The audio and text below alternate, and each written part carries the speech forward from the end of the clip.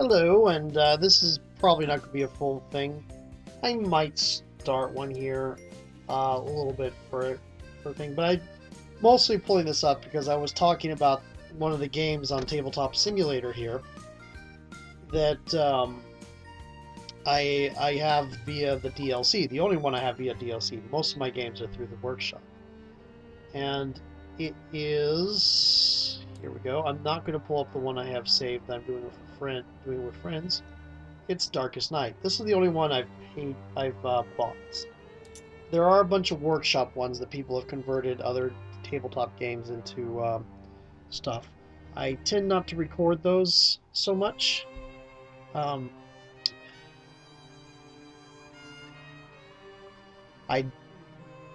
thought about it occasionally because there are some games I'd like to give more exposure to for people to see if they might want to buy it in for themselves in a physical copy. I don't live anywhere near the people I play games with, so I have to do digital board games, and I ended up playing getting games that I can do solo. This one is called Darkest Night. The basic thing of it is that you are playing four heroes. There are four heroes regardless of how many players there are. So if you have two players, you would each get two heroes. If you're one player, you play all four. If you have four heroes, you each play one. If you have three, you each play one, and then choose between you what the fourth one does or something, or maybe somebody plays two.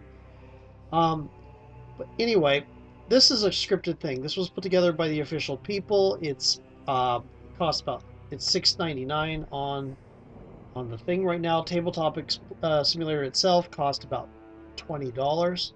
So to get this game via the digital version with Tabletop Simulator would cost you $26.99. Not terrible. I think actually it's $19.99 for Tabletop Simulator, but you get the picture. So what you do, and once we hit start, right now it'll tell us that there are no characters. Once you hit start, it will shuffle all the cards for you. Okay, so let's see here. This is pretty neat. It's really scripted. You don't get this with a lot of the workshop ones that were put together by fans, because not everybody has the scripting and all that. I'm going to go ahead and show you play a round or two here. I'll pull out the knights. Mostly this Tabletop Simulator is just a physics simulator, and so people have simulated the physical pieces of a game and such like that. But this one is fully scripted, so that when you put the knight here on the sun marker, you get the knight's cards. I am also think I am going to pull the scout. Sure, I'll pull the scout. And we're going to put the scout over here. And you know, as soon as I drop it, it immediately puts it over here in the monastery where you have the starting thing. I'm also going to pull, where are you? I'll pull the tamer. And I think I will pull the Valkyrie as well. Not the shaman, though. That's kind of interesting too.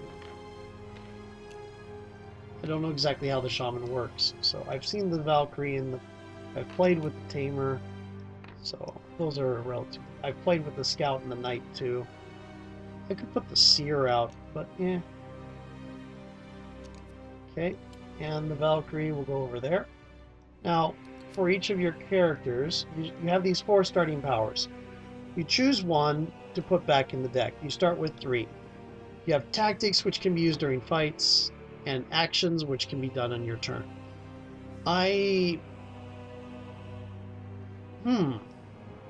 This is always a hard choice for me on the knight. I think I am going to go ahead and put the Urge of Purging back in. So we'll start with the oath. The oaths are pretty powerful, and she's got more of them in there. But I'm going to get her with some basic capability to start. And the tamer over here, Stalk is a basic thing, Perform is a basic thing, and these are your first two choices of pets. Now I could get both pets and choose to get just Perform or just Stalk, but it's really going to be really hard to get the other one out of the deck over the course of the game. So I tend to prefer the Tame the Sylph because it's very very utilitarian. I think I'm going to go ahead and do that. What is the action here? Draw 4 map cards, discard 2, put the others back in any order. Oh, that lets you set up the board very quickly for blights and or scouting. Interesting. Interesting. I think I might actually put the Sylph at the bottom this time. I hadn't closely read what the board does. So my tamer at this point has a pet boar that she has taught some things. And I'll go over here to the scouts. Treasure maps is very useful. Speed is very useful. Cross country is very useful. Blind spots is immensely useful. As long as her secrecy stays high. I'm going to get cross country and blind spots. Speed is very useful for avoiding things. Treasure maps are very useful for searching. I think this is dangerous, but I'm going to put the speed back in. It means I don't have any tactics on the scout. I want to avoid any fight. The Valkyrie. Activate when you suffer a wound. Deactivate after any roll to add 1. Fight with 2. Activate and lose 1 secrecy. Deactivate to move to any location of free action. When the Necromancer's movement rolls exactly the minimum required to detect any hero, that hero may choose whether or not to be detected. That's very useful. That is extremely useful. I think I will avoid the Visions of Death for now, and I'll pick the other 3. Okay, so bonuses can be done at any time. They are just bonuses. Some of them might say on your turn, but in general, bonuses can be used whenever. They don't take up one of your actions. They generally provide a passive benefit. Tactics are used when you get into a fight with something. Action is what you do as one of your turns. So we've got all of our things set up. I'm going to go over there. You'll notice it also has the grace tokens and the secrecy tokens. And I'm going to go ahead and mark on everything, so we'll have all the bonus stuff in play. I'll point out which are part of the expansion when they get played, and we're going to go ahead and hit start. The expansions aren't really all that much difficult. Now the point of this is that the kingdom has fallen to a dread necromancer, and you are playing 4 heroes who are trying their last-ditch effort to put a stop to the necromancer. You could do this by one of 2 ways. Collect 3 of these holy relics and put them in the monastery, or collect 1 holy relic and fight the necromancer. Now the necromancer isn't that easy to kill. You need to roll a 7 or higher, and notice that the dice are all 6-sided dice. Fortunately, the holy relic gives you +1 to fight dice, so the holy relic will let you, if you roll a 6, hit the necromancer. But if you hit the necromancer and he's got any blights on his area, he will kill one of the blights rather than take the damage himself. So it's a little bit difficult to kill him. Now, collecting the holy relics isn't all that easy either. Usually what you do is you collect these 3 keys. In the standard version, you collect these 3 keys. We are going to be playing with the mysteries, so instead we're trying to collect clues. No, we don't want the clue on top of the darkness tracker. When you get the clues to 10, anybody on the board can remove a holy relic. So for every 10, you can remove a holy relic. Clues are generated by these mysteries, which you get a mystery whenever a card would say you would otherwise get a key. Darkness powers, I'm going to play with the standard, which means they come in to replace the 10 plus power and the 20 plus power.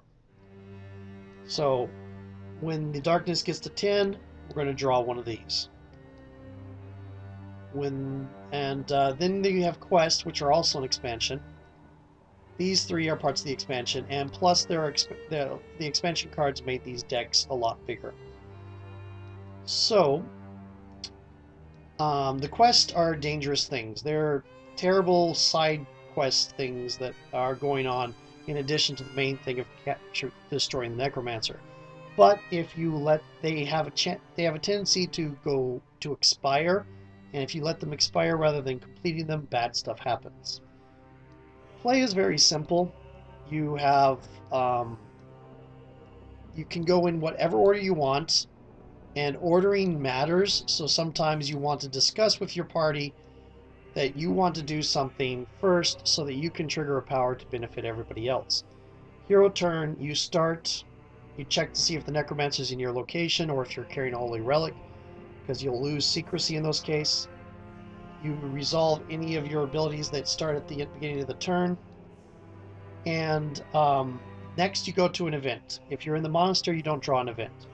If the Necromancer is at your site and you have 0 secrecy, the Necromancer is going to punch you instead of giving you an event. Otherwise, you run across something on an event card. And then you perform one action, which could be any of these. And then at the end, you deal with any blights that have end of turn effects. And if you spent your entire turn in the monastery, you gain 1 secrecy. Okay. Excuse me. Still have that cough. Okay. So,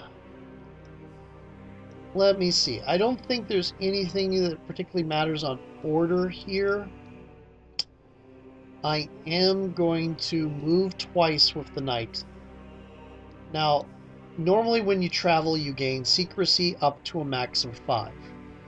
That doesn't mean that maximum secrecy is 5. Some people start at 7. What that means is that the travel action and the hide action can't take you higher than 5. That's a lot of that. Same with grace. There are going to be some actions that give you grace up to a maximum level. If you pray in the monastery, you can gain grace up to your default, which is wherever the circle is. You can't go higher than that through praying. There are other events that will give you grace that will take you up past. There is no hard maximum. It's just that the events that let you go past the events that don't have a maximum on them are very rare. Okay, so I'm going to have the knight travel to the castle. And she does not gain any... That's her action here. Notice I'm not twisting the card like this. That's because this doesn't say to exhaust it. So I'm not exhausting it. And then I am also going to have the scout use cross country to travel to and gain 2 secrecy to a maximum of 7. She's already at 7, so she's going to gain no more. She is going to go to here. Okay. Okay. And that again does not exhaust. The Valkyrie.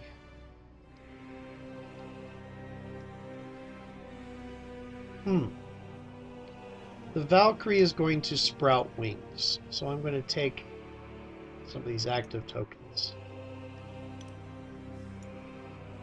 To you for the Necromancer. I mean the Valkyrie. To you for the Scouts. To you for the Knight. Not that the Knight has anything she can activate right now, since I didn't take an oath as one of her starting powers.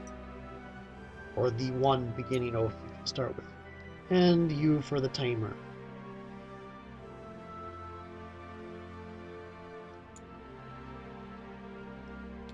Okay, so the Valkyrie is going to activate her Sprout Wings ability. Nobody drew event since we all started in the monastery. And that'll be done. Now, it's the one complaint we have is there isn't much good space to roll dice, which is unfortunate. I'm guessing this might be supposed to be the die tray, but it's not much of a die tray. In any case, I'm going to bring the Necromancer out here, the Necromancer die, and we're going to roll this. So he has a 1. We would check to see if he got higher than any of the secrecies here. He did not. Nobody has a secrecy of 0, so he doesn't know where anybody is. Because of that, we look at the board for the ruins and see where the 1 is, and it causes him to travel to the forest. He can never go to the monastery.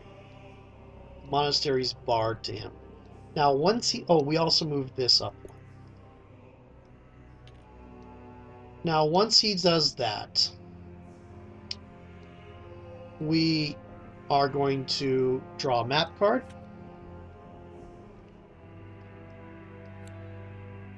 Oh, I forgot to move the tamer. Okay, the tamer should have gone here. Also, I should have done this whenever everybody finished their turn.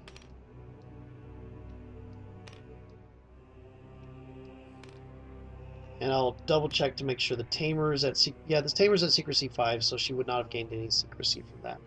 Anyways, he will produce a blight. We draw one of these map cards. He is at the forest. And the forest, the blight that gets put there is a lich. If we were searching, this is what we would find. Okay, a lich. That's a nasty one. Okay, so blights. You can have a maximum of 4 in any one space. If we get 4 here and a new blight gets put there, it gets put in the monastery instead. If we have 4 blights in the monastery and we have to put a 5th one there, we lose. If the darkness gets to 30, everything else that adds darkness will add a blight to the monastery. So, yeah. Now, at the end of every turn, the lich will attack anybody who stays in the forest. They will have to roll. They will have to either fight it on a 5 or elude it on a 5. If they fail, they take a wound. If they take a wound, they need to spend a grace or they die. So getting to 0 grace doesn't kill you. Getting to 0 grace and then suffering a wound kills you because you don't have grace to spend to avoid the wound. And if you want, but at the end of the turn, if you were to beat the lich in a fight, that won't get rid of the blight. In order to get rid of the blight, you have to, on your turn, as your action, attack it, and that would require beating this number of 5. So this is a particularly, and what you would happen if you lose is that. This is a particularly dangerous, it's not the worst thing out there, but it is a particularly dangerous thing. And he's over there where one of the relics is hidden. That is the Necromancer turn. So we go and flip over all of our things. And now we get to where a situation of ordering matters. Sequencing matters. We are going to start with the Tamer. The Tamer, as an action, is going to activate the board. That allows her to draw 4 map cards, discard 2, and put the others back in the order. So, go over here. I'm going to put them over here to start. I'm looking at the castle because that's where people are going to go. The castle's really easy to search. And you'll find search difficulty here too. Here is 4, here is 3. Okay, so I get to discard 2 of these and put the other 2 back in any order. So I have a supply cache, which allows you to draw 2 cards from your your power deck and choose one, and a treasure chest which you can hand to somebody else, or you can spend yourself to just draw a new power off your deck, and that will add to your permanent set of powers there. So I am going to discard the Cursed Ashes. The Cursed Ashes are useful. They let you ignore a blight for 1 round, but I'm looking at building up power first. I'm going to put those 2 on the top of the deck. Now that is the Tamer's turn. Oh, the Tamer is in the mountains. So before I did that, let me go back up here. I did things out of order. The first thing that happens is an event. And it would be Sleeping Pollen. Refresh all your powers. That doesn't do anything. Spend 1 secrecy or draw 2 more events. I don't want to draw 2 more events, so I'll just spend, is it 1 secrecy or 1 grace? 1 secrecy. So she goes down to 4 secrecy, which starts to become dangerous. Which means there's a, not a, the Necromancer has to roll a 5 to detect her. But anyway, because the Tamer was first, I was able to do that first. Now, I am going to go over here to the Scout. This is the other thing I want to do first. This is the thing I want to do next. I'm going to activate treasure maps. Activate in your location and then search. So do that.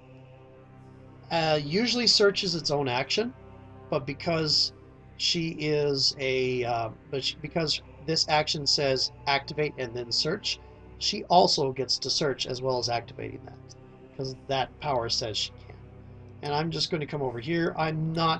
Usually I would do this and roll it across the table, but this table is not really well designed for it, so I'm doing the right click and roll. And she failed. She did not succeed. Oh no, wait. I forgot the other thing. While it's active here, all heroes roll +1 when searching there. So she should roll another die. Excuse me. She rolled Snake Eyes. She gets no treasure. That's her turn. Oh, and she needed an event first. Dude, I need to stop doing that. Dark Scrying. Spend 1 grace or lose 2 secrecy. She does not have much grace, so I'm going to lose the 2 secrecy. That would still put her at 5. She's only detected on 6. Okay. So, next I'm going to go to the Knight. The Knight has to do an event. I'm going to do it in the right order now. Event is first. At the castle, the Knight finds Watchers. We compared to the Darkness track. The Darkness track is currently 1. Some of these will ask you to compare it to your secrecy. Some will ask you to count how many blights are on your area. This one compares to the Darkness track. So we find a lookout. She can't fight it, because if you kill it, it still gives information. All of these, if you kill them, it gives information. She has to elude,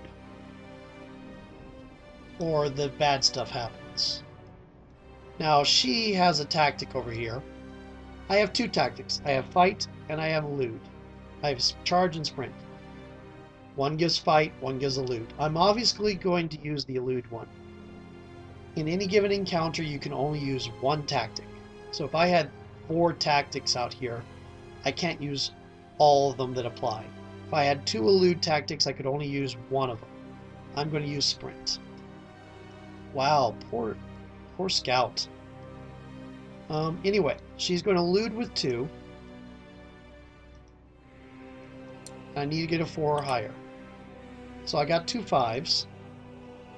She eluded that just fine. And now, the Scout's finished.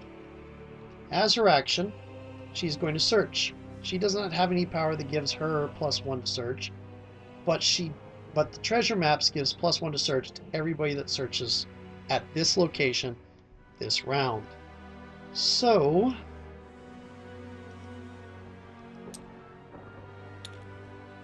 you only rolled 1 success. That's actually good. Okay, so we know what this is because the Tamer set it up. It's a treasure chest. I am immediately going to spin that treasure chest I could go over here, grab it and put it on if I wanted to give it to somebody else. I could give it immediately to the scout.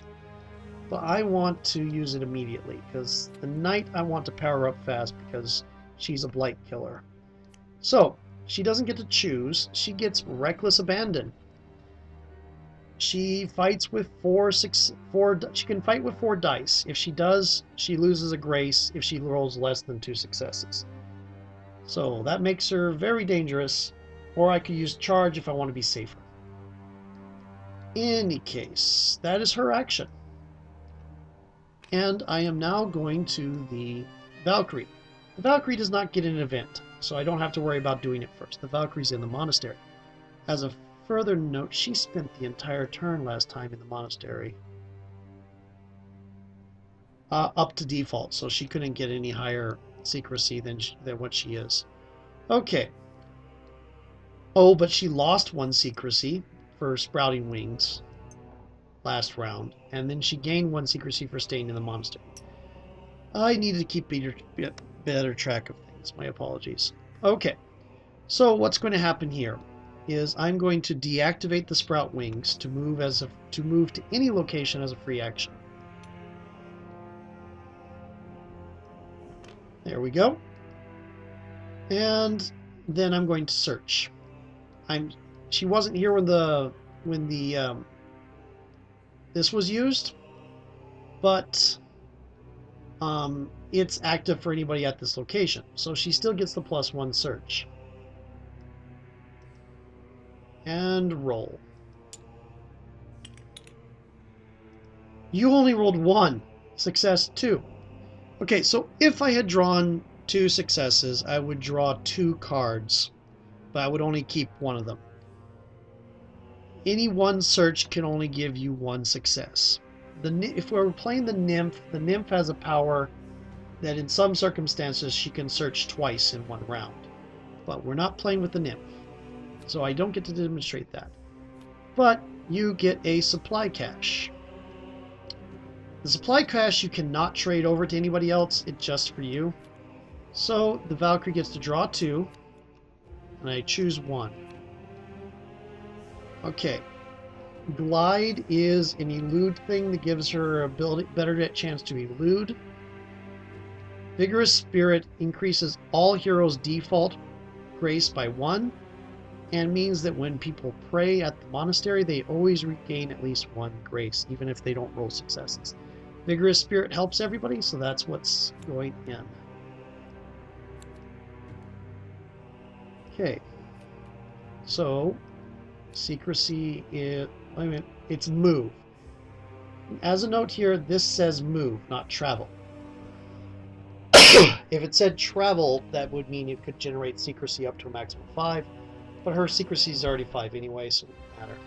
So the Scout's at secrecy 5, the Valkyrie's at secrecy 5, the Tamer is at secrecy 5, and the Knight's at secrecy 6.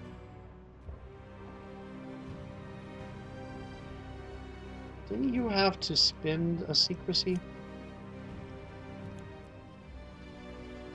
You spent 2 secrecies.